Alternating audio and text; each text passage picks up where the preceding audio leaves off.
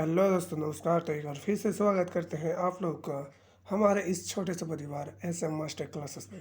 तो दोस्तों, जैसे कि आप लोग को पता होगा कि क्लास 11 की एग्ज़ाम डेट और रूटीन आ गई है। ठीक है, तो क्लास 11 की एग्ज़ाम 20 मई से स्टार्ट होने जा रहा है, 20 मई 2025 से। ठीक है, तो आप लोग कमर कस के लग जाइए। ठीक है, और दोस्तों, आप लोग को पता होगा कि मैं आप लोगों के लिए क्लास 11 की पॉलिटिकल साइंस यानी कि राजनीतिक विज्ञान की संविधान और दर्शन जो बुक है, उस बुक के सारे चैप्टर वाइज MCQs करा रहा हूँ। ठीक है, तो दोस्तों, अगर आप लोग नए हो तो उन सारे क्लासेस को अभी तक मैंने 3 क्लासेस करा दिया 1 2 3 चैप्टर्स का जितने भी MCQs बन सकते थे मैंने करा दिया, जो आप लोग क्लास 11 की प्लेलिस्ट में जाके देख सकते हैं हमारे चैनल से। ठीक है, और अगर आप लोग नए हो तो दोस्तों वीडियो को लाइक कीजिए, वीडियो को शेयर कीजिए, कमेंट कीजिए और हमारे इस छोटे से परिवार को बड़ा बनाइए। ठीक है, 500 सब्सक्राइबर की ओर लेके चलिए। ठीक है, चलिए तो ज़्यादा लेट ना करते हुए आज हम लोग शुरू करेंगे चैप्टर नंबर 4 यानी कि कार्यपालिका से संबंधित जितने भी MCQs क्वेश्चन हैं जो आप लोग के एग्जाम में आने वाले हैं या आ सकते हैं। ठीक है, तो उन सारे क्वेश्चंस को मैं कराने वाला हूँ। ठीक है दोस्तों, और आप लोग को कमेंट करके जरूर बताना है कि आप लोग को कौन कौन सा सब्जेक्ट का चाहिए MCQs क्लासेस। ठीक है, तो ये जरूर कमेंट करना है। ठीक है, और आप लोग को पसंद आ रहा है तो लाइक करना ही करना है, कमेंट भी करना है और अपने दोस्तों से ज़्यादा शेयर करना है। चलिए शुरुआत करेंगे पहले नंबर क्वेश्चन से। ठीक है, तो पहला नंबर क्वेश्चन आप लोग का फर्स्ट, सरकार की कार्यकारी शाखा की क्या भूमिका होती है। देखिए, सरकार की जो कार्यकारी शाखा होती है ना, उसकी क्या भूमिका होती है। कानूनों और नीतियों को अपनाने के लिए, कानूनों और नीतियों की व्याख्या करने के लिए, कानूनों और नीतियों को लागू करने के लिए या कानूनों और नीतियों की निगरानी करने के लिए। तो इसका राइट आंसर है ऑप्शन नंबर सी, कानूनों और नीतियों को लागू करने के लिए। ठीक है, सरकार की कार्यकारी शाखा क्या करती है, कानून और नीतियों को लागू करती है, यानी कि कार्यपालिका क्या करती है, कानून और नीतियों को बनाती है। ठीक है, हम्म तो 1 का राइट आंसर क्या होगी, ऑप्शन नंबर सी। ठीक है, चलिए अगला क्वेश्चन है सेकंड, दूसरा नंबर क्वेश्चन, किन दो देशों में अर्ध अध्यक्षात्मक कार्यपालिका की व्यवस्था है। देखिए, आप लोग को बताना है कि इनमें से कौन दो देश ऐसा है जहाँ पे अर्ध अध्यक्षात्मक कार्यपालिका की व्यवस्था है। भारत और USA, यूके और USA, यूके वो जापान या रूस वो फ्रांस। तो आप लोग को बताना है इसका राइट आंसर। इसका right answer option number D, रूस और फ्रांस में अर्ध अध्यक्षात्मक कार्यप्रणाली है। ठीक है, तो 2 का राइट आंसर होगी ऑप्शन नंबर डी। अगला क्वेश्चन है 3 नंबर, मंत्रिमंडल का सचिवालय किसके अधीन होता है। तो मंत्रिमंडल का सचिवालय जो है ना, किसके अधीन होता है, वरिष्ठ मंत्री के, राष्ट्रपति के, प्रधानमंत्री के या महासचिव के। ठीक है, तो इसका राइट आंसर क्या हो जाएगा, ऑप्शन नंबर सी, प्रधानमंत्री। ठीक है, हाँ, तो 3 का राइट आंसर होगी ऑप्शन नंबर सी, प्रधानमंत्री। 4 नंबर, राजनीतिक कार्यपालिका और अस्थायी कार्यपालिका में क्या अंतर है, आपको बताना है। राजनीतिक कार्यपालिका और अस्थायी कार्यपालिका में क्या अंतर है। ऑप्शन ए, राजनीतिक कार्यकारी दिन प्रतिदिन के प्रशासन के लिए जिम्मेवार है, जबकि अस्थायी कार्यकारी सरकार की नीति के लिए जिम्मेवार है। ऑप्शन बी, राजनीतिक कार्यपालिका सरकार की नीति के लिए उत्तरदायी होती है, जबकि अस्थायी कार्यपालिका दिन प्रतिदिन के प्रशासन के लिए उत्तरदायी होती है। ऑप्शन सी है, राजनीतिक कार्यकारी कानूनों को लागू करने के लिए जिम्मेवार है, जबकि अस्थायी कार्यकारी कानून बनाने के लिए जिम्मेदार है। ठीक है, और ऑप्शन डी है, राजनीतिक कार्यपालिका और अस्थायी कार्यपालिका के समान उत्तरदायित्व होते हैं। तो आपको बताना इसका राइट आंसर। इसका राइट आंसर हो जाएगा ऑप्शन नंबर बी, यानी कि राजनीतिक कार्यपालिका, ठीक है, सरकार की नीति के लिए उत्तरदायी है, और जबकि अस्थायी कार्यपालिका दिन प्रतिदिन के प्रशासन के लिए उत्तरदायी है। ठीक है, तो 4 का राइट आंसर क्या होगी, ऑप्शन नंबर बी। 4 का right answer option number B. अगला क्वेश्चन है 5, जर्मनी में सरकार का स्वरूप कैसा है। तो जर्मनी में सरकार का स्वरूप कैसा है, राष्ट्रपति लोकतंत्र, संसदीय लोकतंत्र, अर्ध राष्ट्रपति या संवैधानिक राजतंत्र। तो इसका राइट आंसर क्या होगी, ऑप्शन नंबर बी, संसदीय लोकतंत्र है। 5 का right answer option number B, संसदीय लोकतंत्र। 6 नंबर, संसदीय व्यवस्था में कौन सरकार का प्रधान होता है। तो संसदीय व्यवस्था में सरकार का प्रधान कौन होता है, प्रधानमंत्री होता है। ठीक है, तो 6 का right answer option number C. 7 number, रूस की अर्ध राष्ट्रपति प्रणाली में सरकार का मुखिया कौन होता है। तो रूस की अर्ध राष्ट्रपति प्रणाली में सरकार का मुखिया कौन होता है, राष्ट्रपति, संसद, प्रधानमंत्री या सुप्रीम कोर्ट। तो 7 का राइट आंसर क्या होगी, ऑप्शन नंबर सी, प्रधानमंत्री होता है। ठीक है, प्रधानमंत्री। 8 नंबर क्वेश्चन, संसदीय प्रणाली में राष्ट्रपति या सम्राट की क्या भूमिका होती है। तो संसदीय प्रणाली में राष्ट्रपति या सम्राट की भूमिका क्या होता है, उनके पास प्रभावी शक्ति होती है, वे सरकार के प्रमुख हैं, उनकी एक औपचारिक भूमिका है, वे दिन प्रतिदिन प्रशासन के लिए जिम्मेदार है। तो इसका राइट आंसर हो जाएगा ऑप्शन नंबर सी, उनकी एक औपचारिक भूमिका है। ठीक है, 8 का right answer option number C. 9 number question, संसदीय प्रणाली में सरकार का मुखिया कौन होता है। तो संसदीय प्रणाली में सरकार का मुखिया कौन होता है, राष्ट्रपति, सम्राट, प्रधानमंत्री या फिर कैबिनेट। तो देखिए, संसदीय प्रणाली में सरकार का मुखिया प्रधानमंत्री होता है। ठीक है, 9 का राइट आंसर हो गया ऑप्शन नंबर सी। ठीक है। लेकिन सरकार का जो देश का नेतृत्व कौन करता है संसदीय प्रणाली में? राष्ट्रपति करता है। ठीक है, और सरकार का नेतृत्व करता है ये प्रधानमंत्री। ठीक है। चलिए 10 नंबर क्वेश्चन, भारत में समस्त सेनाओं का सर्वोच्च सेनापति कौन है? तो भारत में तीनों सेनाओं का सर्वोच्च सेनापति जो है वो राष्ट्रपति है। ठीक है, आर्मी, एयरफोर्स, ठीक है, उसके बाद नेवी, इन तीनों का, ठीक है, समस्त सर्वोच्च सेनापति कौन हो गया? राष्ट्रपति। ठीक है, तो 10 का राइट आंसर क्या हो गया? Option number A. Most important question है। 11 नंबर क्वेश्चन, भारत में राज्य स्तर पर कार्यकारी में मुख्यमंत्री, मंत्रिपरिषद और कौन होता है? देखिए, राज्य स्तर पर कार्यकारी में कौन कौन शामिल होता है? मुख्यमंत्री होता है, मंत्रिपरिषद होता है और राज्यपाल होता है। ठीक है, तो 11 का राइट आंसर क्या हो गया? Option number D. ठीक है, वही केंद्र पे देखा जाए तो केंद्र पे कौन होता है? राष्ट्रपति, प्रेसिडेंट, प्राइम मिनिस्टर, ठीक है, मंत्रिपरिषद, मिनिस्ट्री। ठीक है, चलिए 12 नंबर क्वेश्चन, राष्ट्रपति के कार्यकारी का जोखिम क्या है? तो राष्ट्रपति के कार्यकारी का जोखिम क्या है? राष्ट्रपति के पास सीमित शक्ति है, राष्ट्रपति विधायिका या जनप्रतिनिधियों के प्रति जवाबदेह नहीं है, राष्ट्रपति को कार्यालय से आसानी से हटाया जा सकता है, राष्ट्रपति को व्यक्तित्व लोगों के बजाय कार्यकारी का ध्यान केंद्रित हो सकता है, जरूरत है। तो 12 का राइट आंसर क्या हो जाएगा? ऑप्शन नंबर बी, राष्ट्रपति विधायिका या जनप्रतिनिधियों के प्रति जवाबदेह नहीं है। तो 12 का राइट आंसर क्या हो गया? Option number B. चलिए अगला क्वेश्चन है 13, सरकार की संसदीय प्रणाली क्या है? तो सरकार की संसदीय प्रणाली क्या है? एक प्रणाली जहां राष्ट्रपति सरकार का प्रमुख होता है, एक प्रणाली जहां प्रधानमंत्री सरकार का प्रमुख होता है। ठीक है, और एक प्रणाली जहां राष्ट्रपति और प्रधानमंत्री दोनों सरकार के प्रमुख होते हैं, और एक प्रणाली जहां कार्यकारी शक्ति न्यायपालिका के हाथों में होती है। तो बताइए इसका राइट आंसर क्या हो जाएगा? ऑप्शन नंबर बी, एक ऐसा प्रणाली जहां प्रधानमंत्री सरकार का प्रमुख होता है। तो 13 का right answer option number B. अगला क्वेश्चन है 14, संसदीय व्यवस्थाओं में एक राष्ट्रपति की क्या स्थिति है? तो वो एक तरह से औपचारिक, अनौपचारिक, नाम मात्र या फिर दोनों। तो बताइए वो किस तरह से भूमिका निभाते हैं? तो 14 का राइट आंसर हो गया ऑप्शन नंबर डी, एक और दो दोनों। वो अनौपचारिक भी हो सकता है, औपचारिक भी हो सकता है। तो 14 का right answer option number D. 15 number, किसी राज्य का राज्यपाल अपने कार्यों के लिए उत्तरदायी होता है। तो अपने कार्यों के लिए उत्तरदायी किसके प्रति होता है? वो राष्ट्रपति के प्रति होता है। ठीक है, हाँ, क्योंकि राष्ट्रपति ही राज्यपाल को नियुक्त करते हैं। 15 का right answer option number C. 16 number question, भारतीय संविधान निर्माताओं ने संसदीय प्रणाली को क्यों अपनाया? ठीक है, भारतीय संविधान निर्माताओं ने संसदीय प्रणाली को क्यों अपनाया? क्योंकि भारत के राष्ट्रपति प्रणाली के साथ कई अनुभव थे, या फिर क्योंकि संसदीय प्रणाली राष्ट्रपति को अधिक शक्ति प्रदान करती है। सी है, क्योंकि संसदीय प्रणाली ये सुनिश्चित करती है कि कार्यपालिका विधायिका या जनप्रतिनिधियों के प्रति जवाबदेह है। डी है, क्योंकि संसदीय राष्ट्रपति प्रणाली की तुलना में प्रणाली कम खर्चीली है। तो बताइए 16 का राइट आंसर क्या हो जाएगा? Option number C. ठीक है, क्योंकि संसदीय प्रणाली ये सुनिश्चित करती है कि कार्यपालिका विधायिका या जनप्रतिनिधियों के प्रति जवाबदेह है। तो 16 का राइट आंसर क्या हो गया? Option number C. 17 number, Japan में एक संसदीय प्रणाली है जिसमें राज्य का प्रमुख होता है, सम्राट, राष्ट्रपति, चांसलर या कमांडर इन चीफ। तो 17 का right answer option number A, सम्राट होता है। ठीक है, 18 नंबर, संविधान में राष्ट्रीय और प्रांतीय दोनों ही स्तरों पर संसदीय किस व्यवस्था को स्वीकार किया गया है? न्यायपालिका, कार्यपालिका, नगरपालिका, उपयुक्त सभी। तो सभी है। ठीक है, तो 18 का राइट आंसर क्या हो जाएगा? एक सेकंड, पूछा गया कि संविधान में राष्ट्रपति और प्रांतीय दोनों ही स्तरों पर संसदीय किस व्यवस्था को स्वीकार किया है? तो संसदीय कार्यपालिका व्यवस्था को स्वीकार किया है। ठीक है, संसदीय व्यवस्था पूछा ना, हाँ, तो 18 का राइट आंसर हो गया ऑप्शन नंबर बी। 19 नंबर, भारत के राष्ट्रपति का चुनाव कैसे होता है? सीधे लोगों द्वारा? नहीं। प्रधानमंत्री और भारत के मुख्य न्यायाधीश द्वारा? नहीं।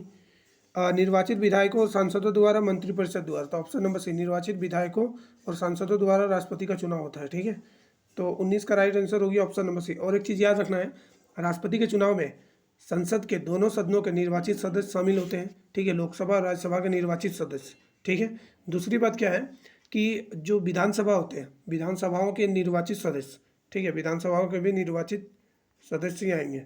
ठीक है, और साथ में जो केंद्र शासित प्रदेश है, ठीक है, दिल्ली और पुडुचेरी, हाँ, ठीक है, तो यहाँ के भी जो भी कैंडिडेट होते हैं वो निर्वाचित ही होते हैं। ठीक है, चलिए 20 नंबर, अमेरिका में अध्यक्षात्मक व्यवस्था व कार्यकारी शक्तियाँ किसके पास होती है?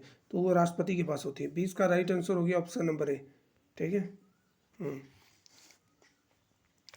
21 नंबर क्वेश्चन, भारतीय राष्ट्रपति संसद के किसी भी सदन को संबोधित कर सकते हैं, यह आर्टिकल कहाँ वर्णित है? ठीक है, तो 21 का right answer option number C, article 86 के तहत भारत के राष्ट्रपति संसद के किसी भी सदन में संबोधित कर सकते हैं, लोकसभा में भी राज्यसभा में भी। ठीक है, तो 21 का राइट आंसर हो गया option number C, most important question. 22 number, भारत के राष्ट्रपति राज्यसभा के लिए मनोनीत कर सकते हैं, तो भारत के राष्ट्रपति जो है ना राज्यसभा के लिए 12 सदस्यों को मनोनीत कर सकते हैं। 22 का राइट आंसर हो गया ऑप्शन नंबर सी। ठीक है, और एक चीज़ याद रखिएगा, ये जो 12 सदस्य होते हैं ये किससे जुड़े होते हैं? कला, विज्ञान, ठीक है, संगीत, इन सारे क्षेत्रों से जुड़े हुए होते हैं। ठीक है, जिनको मनोनीत किया जाता है लोकसभा में, राज्यसभा में। ठीक है, राष्ट्रपति द्वारा। चलिए 23 नंबर क्वेश्चन, भारत में राष्ट्रपति को पद से हटाने की क्या प्रक्रिया है? तो भारत में राष्ट्रपति को पद से हटाने के लिए क्या करना पड़ता है? संसद में साधारण बहुमत वोट, संसद में विशेष बहुमत वोट, या लोगों द्वारा वोट, या निष्कासन केवल सर्वोच्च न्यायालय? नहीं, संसद में विशेष बहुमत वोट से हटाया जा सकता है। 23 का right answer option number B, जिसको हम लोग महाभियोग के नाम से जानते हैं। ठीक है। 24 नंबर, संसदीय प्रणाली में राष्ट्रपति की क्या भूमिका होती है? बताइए। राष्ट्रपति सभी कार्यकारी, विधायी, न्यायिक और आपातकालीन शक्तियों का प्रयोग करते हैं। राष्ट्रपति मंत्रिपरिषद की सलाह पर शक्तियों का प्रयोग करते हैं। संसदीय प्रणाली में राष्ट्रपति की कोई भूमिका नहीं है, या राष्ट्रपति परिषद द्वारा किए गए किसी भी निर्णय को वीटो कर सकते हैं मंत्रियों की संख्या। तो 24 का राइट आंसर क्या हो जाएगा? ऑप्शन नंबर बी, राष्ट्रपति जो है मंत्रिपरिषद की सलाह पर शक्तियों का प्रयोग करते हैं। और एक चीज़ इसमें दिया गया है कि मंत्रिपरिषद, पहले क्या होता था, अगर मंत्रिपरिषद कोई भी सलाह दे तो राष्ट्रपति को मानना होता था। ठीक है, अब क्या है कि राष्ट्रपति को मंत्रिपरिषद कोई सलाह दे तो राष्ट्रपति एक बार उस सलाह को लौटा सकता है। किसको? मंत्रिपरिषद को। और अगर मंत्रिपरिषद उस सलाह में कोई परिवर्तन करते हैं या नहीं भी करते हैं, अगर वो फिर से पुनः राष्ट्रपति के पास सलाह जाती है तो राष्ट्रपति को मानने के लिए बाध्य होना पड़ेगा। ठीक है, फिर वो दोबारा नहीं लौटा सकता। ठीक है, याद रखिएगा। तो 24 का राइट आंसर हो गया ऑप्शन नंबर बी। 25 नंबर, जनता और सरकार के बीच कड़ी का क्या कार्य कौन करता है? तो जनता और सरकार के बीच में कड़ी का काम कौन करता है? संसद करता है। ठीक है। 25 का राइट आंसर ऑप्शन नंबर है संसद। 26, संसदीय प्रणाली में वास्तविक कार्यकारी शक्ति का प्रयोग कौन करता है? तो वास्तविक कार्यकारी का शक्ति का प्रयोग कौन करता है? बताइए। राष्ट्रपति, राज्यपाल, प्रधानमंत्री, मंत्रिपरिषद, मुख्य न्यायाधीश। तो इसका राइट आंसर क्या हो जाएगा? ऑप्शन नंबर सी, प्रधानमंत्री और मंत्रिपरिषद करता है वास्तविक शक्तियों का उपयोग। ठीक है, तो 26 का राइट आंसर हो गया option number C. 27 number question, राष्ट्रपति का निर्वाचन किसके द्वारा किया जाता है? तो निर्वाचित विधायक और संसद के द्वारा। 27 का right answer option number B. 28 number, क्या संसदीय प्रणाली में राष्ट्रपति को पद से हटाया जा सकता है? बिल्कुल हटाया जा सकता है। हाँ, राष्ट्रपति को सीधे चुनाव के माध्यम से लोगों द्वारा कार्यालय से हटाया जा सकता है। हाँ, संसद द्वारा महाभियोग की प्रक्रिया के माध्यम से राष्ट्रपति को पद से हटाया जा सकता है। ठीक है, तो 28 का right answer option number C. 29 number, भारत के प्रधानमंत्री के रूप में सबसे लंबा कार्यकाल किनका है? तो जवाहरलाल नेहरू जी का सबसे लंबा कार्यकाल है। 29 का right answer option number A. 30 number, संविधान निर्माता किस प्रकार की कार्यपालिका चाहते हैं? ठीक है, तो संविधान निर्माता किस प्रकार की कार्यपालिका चाहते थे? उच्च कार्यपालिका, शक्तिशाली कार्यपालिका, निम्न कार्यपालिका, कमजोर कार्यपालिका। तो वो चाहते थे कि शक्तिशाली कार्यपालिका बने। 30 का राइट आंसर है ऑप्शन नंबर बी। तो दोस्तों, अगर आप लोग नए हो तो हमारे चैनल से जरूर जुड़ जाए। ठीक है, चैनल को सब्सक्राइब कर दें, वीडियो को लाइक करें पसंद आया तो, और अपने दोस्तों में ज़्यादा से ज़्यादा शेयर जरूर कीजिए। ठीक है, क्योंकि एग्ज़ाम के दिन अब कुछ ही दिन रह गए हैं, तो आप लोग को जोर शोर से तैयारी करनी है। चलिए 31 नंबर क्वेश्चन, लोकसभा में किसी भी दल के पास बहुमत न होने की स्थिति में विभिन्न राजनीतिक दल क्या करते हैं? देखिए, अगर लोकसभा में बहुत सारे दलों के पास अगर बहुमत नहीं है, किसी के भी पास बहुमत नहीं आया, तो हम लोग क्या जानते हैं कि गठबंधन सरकार बनते हैं। ठीक है, चलिए ऑप्शन देख लेते हैं। वे एक गठबंधन बनाते हैं जिसके पास सदन में बहुमत हो। ठीक है, तो इसका राइट आंसर क्या हो जाएगा? Option number A. ठीक है, वे एक गठबंधन बनाते हैं जिसके पास सदन में बहुमत हो। 31 का right answer option number A. ठीक है, मिलजुल के सरकार बनाते हैं। 32 नंबर, यदि प्रधानमंत्री लोकसभा में बहुमत का समर्थन खो देते हैं तो क्या होता है? अगर प्रधानमंत्री में लोकसभा में बहुमत को खो देंगे तो वे अगले चुनाव तक पद पर बने रह सकते हैं? नहीं, वे अधिकतम 1 वर्ष के लिए कार्यालय पर बने रह सकते हैं? नहीं, वे कार्यालय खो देते हैं। ठीक है, तो 32 का राइट आंसर क्या होगी? ऑप्शन नंबर सी, वे कार्यालय ही खो देंगे। 33, भारत के उपराष्ट्रपति की चुनावी प्रक्रिया का उल्लेख अनुच्छेद कितने में है? बताइए। उपराष्ट्रपति के चुनाव कौन से अनुच्छेद में दिया गया है, ठीक है। तो 33 का राइट आंसर क्या हो गया, ऑप्शन नंबर डी, 66 के तहत किया गया, आर्टिकल 66 के तहत किया गया है, ठीक है, उपराष्ट्रपति का चुनाव। 34, राष्ट्रपति को महाभियोग की प्रक्रिया द्वारा उसे पद से कौन हटा सकता है, ठीक है, तो उसे संसद हटा सकता है। 34 का right answer option number C, संसद। 35, लोकसभा में बहुमत का समर्थन प्रधानमंत्री को अत्यधिक शक्तिशाली क्यों बना देता है। प्रधानमंत्री संसद से परामर्श किए बिना एक तरफा निर्णय लेने में सक्षम है नहीं। प्रधानमंत्री संसद द्वारा किए गए निर्णयों को ओवर राइड कर सकते हैं। प्रधानमंत्री संसद की मंजूरी के बिना कानून पारित कर सकते हैं नहीं। प्रधानमंत्री सरकार बना सकता है और मंत्रियों की नियुक्ति कर सकता है। बताइए 35 का राइट आंसर क्या हो जाएगा, ऑप्शन नंबर डी, प्रधानमंत्री सरकार बना सकता है और मंत्रियों की नियुक्ति कर सकता है। लेकिन एक चीज़, मंत्रियों की नियुक्ति राष्ट्रपति करता है प्रधानमंत्री की सलाह पर, ये याद रखिएगा। 35 का right answer option number D, ठीक है।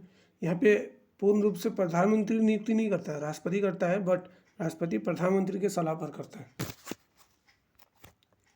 36 नंबर, संसद ने भारतीय पोस्ट ऑफिस संशोधन विधेयक कब पारित किया था, ठीक है, तो 36 का right answer option number B, 1986 में, 1986 में।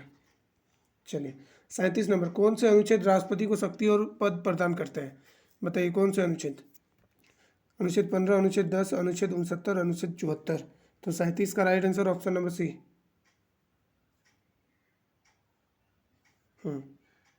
69। चलिए 38 नंबर क्वेश्चन, मंत्रिमंडल का सचिवालय है क्या है, वरिष्ठ मंत्री के अधीन, राष्ट्रपति के अधीन, प्रधानमंत्री के अधीन, महासचिव के अधीन। तो 38 का राइट आंसर क्या हो जाएगा, ऑप्शन नंबर सी, प्रधानमंत्री के अधीन है। 38 का right answer option number C, प्रधानमंत्री के अधीन। 39 नंबर क्वेश्चन, राष्ट्रपति को सहायता और सलाह देने के लिए एक मंत्रिपरिषद होती है जिसका प्रधान कौन होता है, प्रधानमंत्री। मंत्रिपरिषद के प्रधान कौन होते हैं, प्रधानमंत्री। 39 का राइट आंसर हो गया ऑप्शन नंबर बी।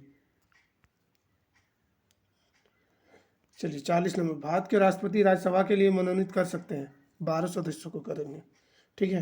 राज्यसभा के लिए 12 सदस्य, लोकसभा के लिए 2 सदस्य किया जाते थे एंग्लो इंडियंस, जो 2020 के बाद शायद नहीं किए जाते, ठीक है, पहले किया जाता था लोकसभा में। राज्यसभा में 12 सदस्यों को मनोनीत करते हैं। तो 40 का राइट आंसर क्या हो गया, option number C. 41 number question, निम्नलिखित में से किसने 2 कार्यकाल के लिए भारत के उपराष्ट्रपति के पद पर कार्य किया है, ठीक है। तो उपराष्ट्रपति के पद पर 2 बार कार्यकाल किन्होंने दिया, डॉक्टर सर्वपल्ली राधाकृष्णन जी, जिनके 41 का सी नंबर। संसदीय व्यवस्था में राष्ट्रपति वास्तव में इन शक्तियों का प्रयोग किसकी सलाह पर करता है, मंत्रिपरिषद के सलाह पर करता है, ठीक है। तो 42 का राइट आंसर क्या होगी, ऑप्शन नंबर ए। 43 नंबर, पदवी राज प्रमुख को, ठीक है, ये कब किया गया था। 43 का राइट आंसर क्या होगा, बताइए। 43 का ऑप्शन नंबर बी, 6ठे संशोधन अधिनियम 1956 में किया गया था, ठीक है। 43 का right answer option number B.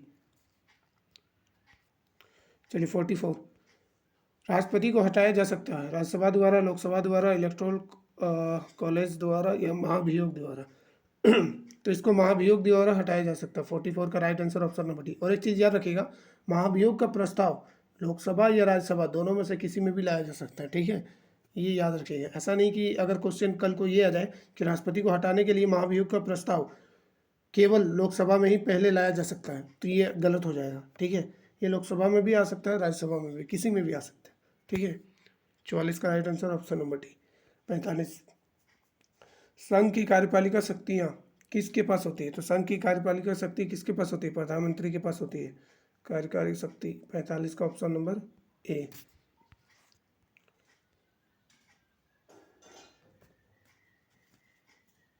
एक सेकंड, यहाँ पे मंत्रिमंडल भी है, ठीक है। तो संघ की कार्यपालिका की शक्ति मंत्रिमंडल के पास होती है, ठीक है।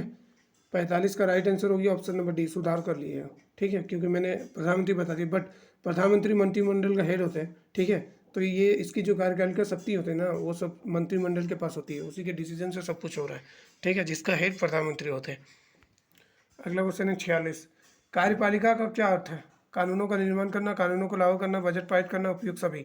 तो 46 का right answer option number B, कानूनों को लागू करना, ठीक है। 47, भारतीय राष्ट्रपति की स्थिति क्या है, अमेरिकी राष्ट्रपति की तरह है, ब्रिटिश सम्राट की तरह है, पाकिस्तान के राष्ट्रपति की तरह है, या चीन के प्रधानमंत्री की तरह है? तो भारत के राष्ट्रपति की स्थिति क्या है? ब्रिटिश सम्राट की तरह है। 47 का राइट आंसर क्या हो गया? Option number B. 48, भारत में राज्य स्तर पर कार्यपालिका में मुख्यमंत्री, मंत्रिपरिषद और कौन होते हैं? राज्यपाल शामिल होते हैं। 48 का right answer option number D. चलिए 49, भारत में राज्य स्तर पर कार्यपालिका में मुख्यमंत्री, मंत्रिपरिषद और डबल हो गया क्वेश्चन, राज्यपाल शामिल होते हैं। 48 का right answer option number D. 49 number question, राष्ट्रपति की शक्तियाँ कौन कौन सी होती हैं? कार्यकारी, विधायकी, कानूनी, उपयुक्त सभी। तो 49 का राइट आंसर उपयुक्त सभी। ये सारे प्रकार की शक्तियाँ राष्ट्रपति के पास होती हैं। ठीक है। 50 नंबर क्वेश्चन, जनता और सरकार के बीच कड़ी का काम कौन करता है? तो संसद करता है। 50 का राइट आंसर ऑप्शन नंबर है। तो दोस्तों ये था आप लोगों के क्लास 11 की पॉलिटिकल साइंस का चैप्टर नंबर 4 यानी कि संविधान दर्शन वाले बुक से चैप्टर नंबर 4 कार्यपालिका। ठीक है, ये चैप्टर नंबर 4 का सारे एमसीक्यूज क्वेश्चन मैंने करा दिया। इससे पहले चैप्टर 1, चैप्टर 2, चैप्टर 3 का करा चुका हूँ, जो आप लोग प्लेलिस्ट में जाके देख सकते हैं। ठीक है। और दोस्तों अगर आप लोग नए हो तो हमारे चैनल को सब्सक्राइब करें, जुड़ जाइए और वीडियो को लाइक कीजिए, पसंद आया तो शेयर कीजिए अपने दोस्तों में। ठीक है, और कमेंट जरूर करके बताइएगा कि क्लास कैसा लगा। चलिए मिलते हैं अगले वीडियो में, तब तक के लिए बने रहें। जय हिंद।